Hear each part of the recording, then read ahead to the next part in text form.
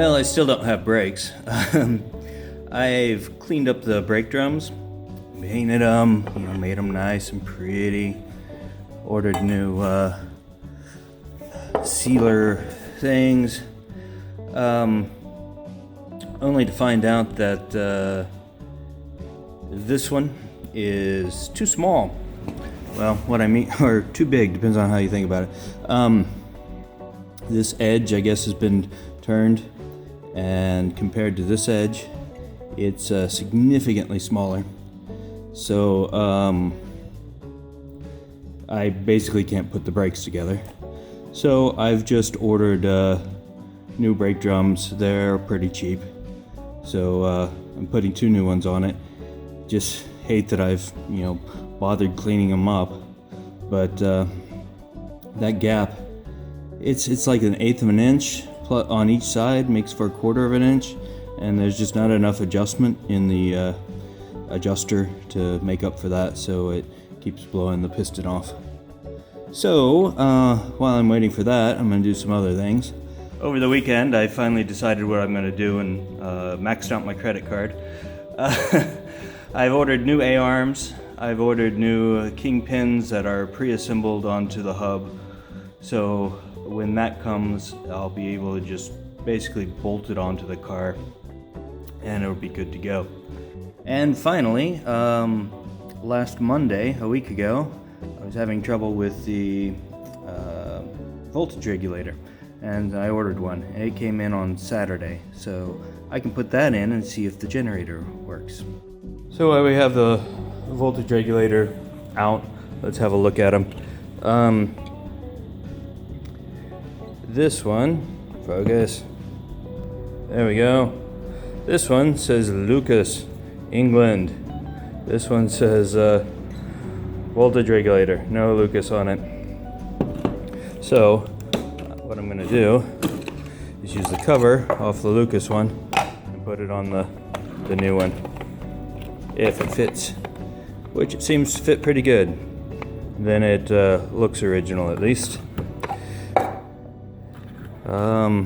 Looking at the two, that looks upside down.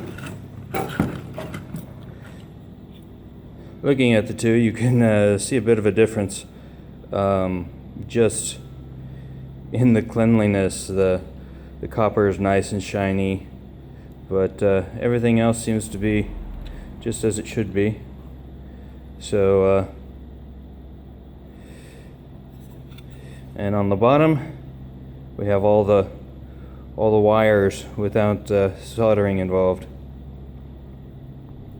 Overall, this voltage regulator looks really good. It was like $35 plus shipping, but I'm very happy with that. It's a new part, but it's built just like the old one. Let's put it in and see if it works. You were my witness. You saw me bench test this. So I bench tested it. And then cleaned it up and put it back in. I should have bench tested it again after I cleaned it up. Once in the car, even with the new regulator, I couldn't get anything. So I started going step by step how to, troubleshoot the generator issues. Ooh la la. In the end, I pulled this back out. Took the back plate off, and there you can access the brushes. One of the brushes was sticky, so I got it moving freely. And also one of the wires from the brush to the connection was rusty. So I cleaned that all up, put it back together. I bench tested it again. Now it is turning like it's supposed to. So I'm going to put it back in the car and see if we can finally get this generator light to turn off.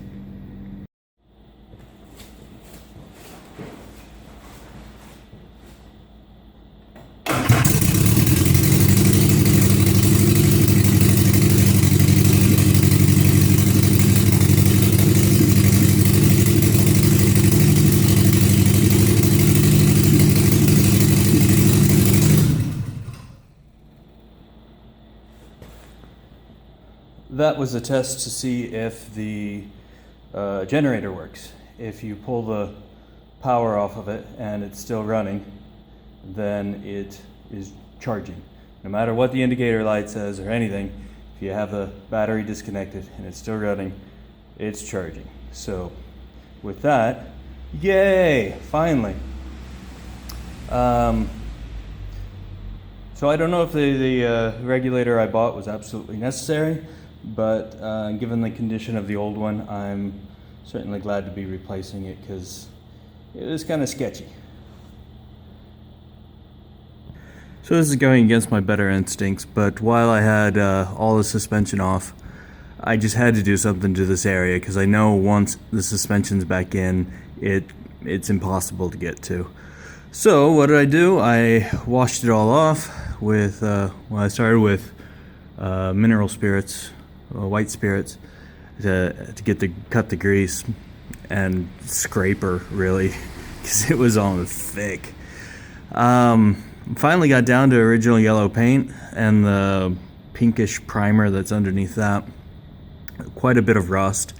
I really wish I could sandblast it and repaint it, but instead I just cleaned it up, let it dry really good, and then put on this paint over rust stuff. I'm not a huge believer in this paint over rust, but you know, it's better than not doing anything. So there it is.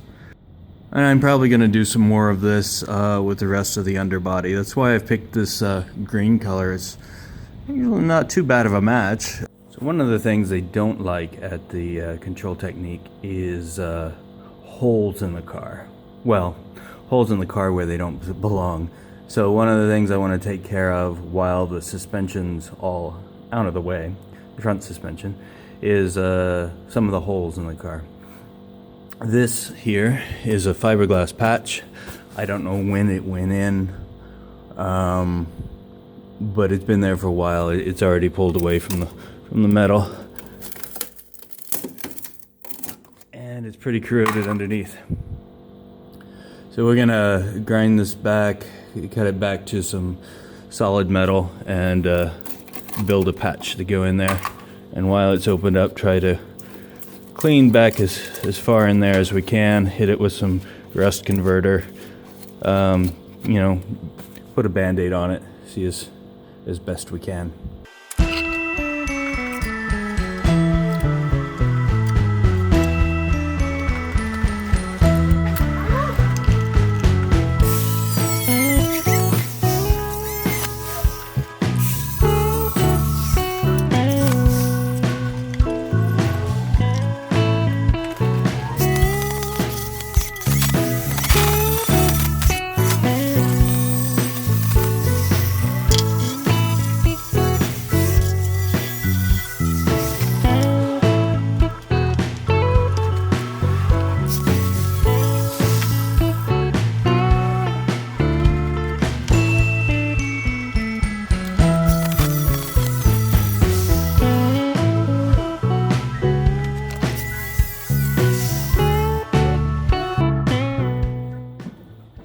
Okay, well, one patch is going to turn into 3.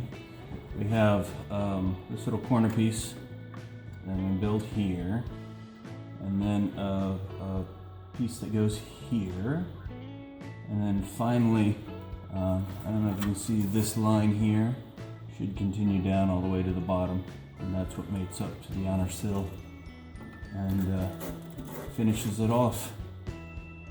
It will be easier to do it in smaller pieces. That'd be interesting for you to see in here. I don't know if you can very well. Way back in there.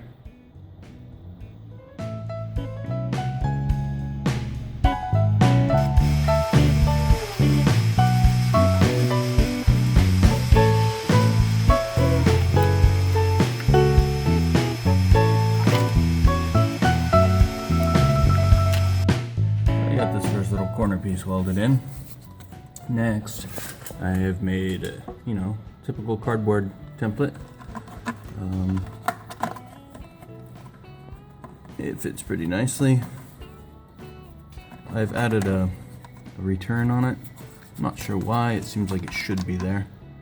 And then there's this big hole next to it that gets patched up with the third piece. So now to make it out of metal.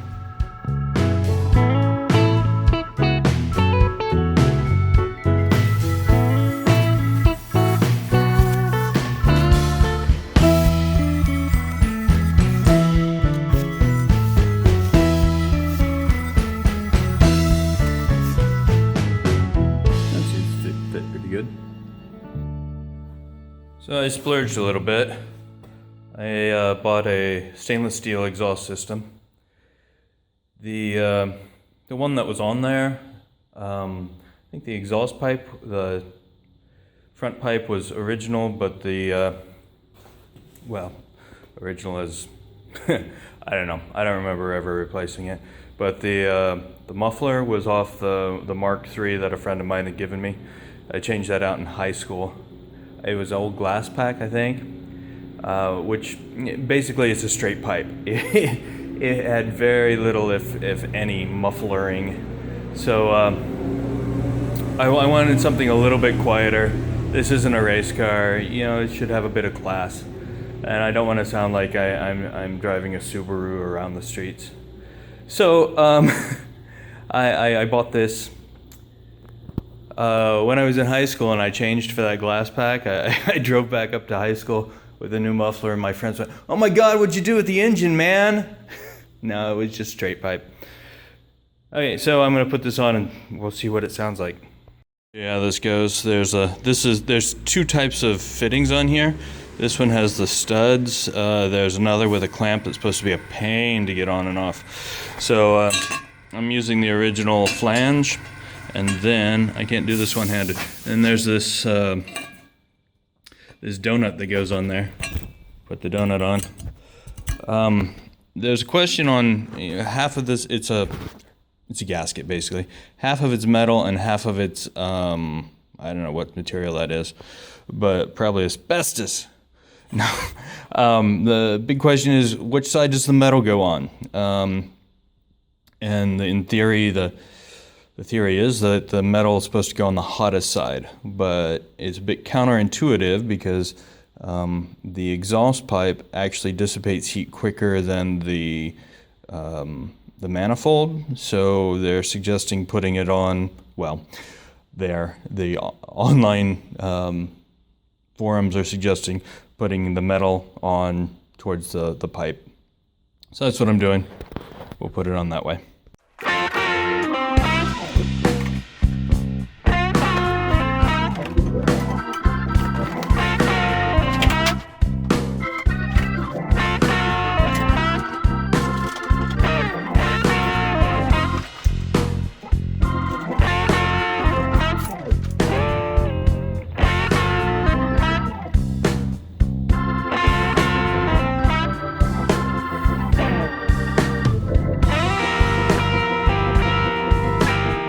Well, there they are. What's in the box? New brake shoes, brake drums. Aren't they pretty?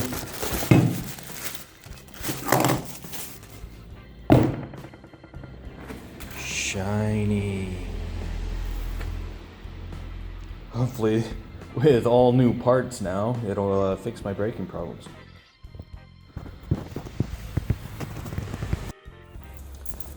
Well, I finally got enough parts in to get the brakes working, the rear brakes. I don't have the emergency brake hooked up yet, but that's coming soon. It gave me the opportunity to run it and use the brakes to try to break the clutch free, and it hasn't broken free. So I think the next step is to pull the engine out, take the transmission off, get into the clutch, figure out what the heck is going on. To do that though, I want to have the front wheels on. It will make pulling the engine out a lot easier, especially because it's not directly over my pickup point for where the engine lift hoist thingy is. So what that means is that I'm waiting for the A-arms and the kingpin hubs to come in. I'll assemble those when they do, put them on the car, and then pull the engine out.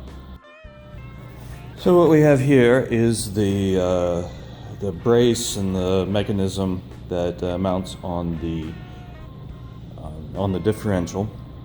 This the emergency brake cable goes in here, through here, and it grabs onto this arm, and it pulls it. Problem is, it's really stiff. So I'm gonna clean it all up, try to pull it apart maybe, and see what I can do to make it function better. Someone didn't have cotter pins. That's a nail. This looks like an old piece of wire. So this needs to work much smoother in order to get the emergency brakes to work. The Zerk's loose. That's interesting. So yeah, let's start by sandblasting it because it's just gross. There, it's spinning much better now. So now I'm gonna put grease back in it and see what happens.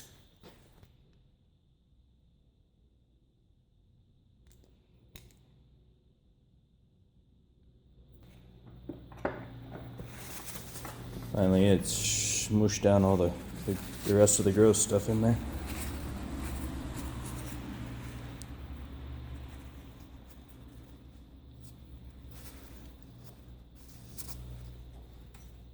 Oh, that feels so much better. Almost no resistance. So I'll get this cleaned up and get it painted and put it back on the car. I also have a new emergency brake cable to install. That's the next thing down the line that can cause an issue. To change out the cable, I had to take the seat out to take out the emergency brake to put the new cable on. And what I found is just really, really gross. When it was shipped over, it sat outside in Texas for much longer than it should have. And, you know, with all the rubbers around the windshield and stuff, not rubbery, really old, it let a lot of water in. So the carpet got wet, and now it's all molded and disgusting and stuff. I'm not planning on changing the carpet out right now. So I'm going to vacuum. Well, first I got this anti-mold stuff. I'm going to spray all over it and then vacuum it out because this is gross. This is the brake cable I just took out, the emergency brake cable. We had done a lot of work trying to get it. My dad did a lot of work trying to get the emergency brake to work when I was a kid. Put this thing on it, which was supposed to shorten up the cable. At some point, we just put a hose clamp on it, trying to take up the space where this locks down. Probably this bolt's frozen. That's why we did that. Anyway, it's just time to replace this cable. It's not in the best shape.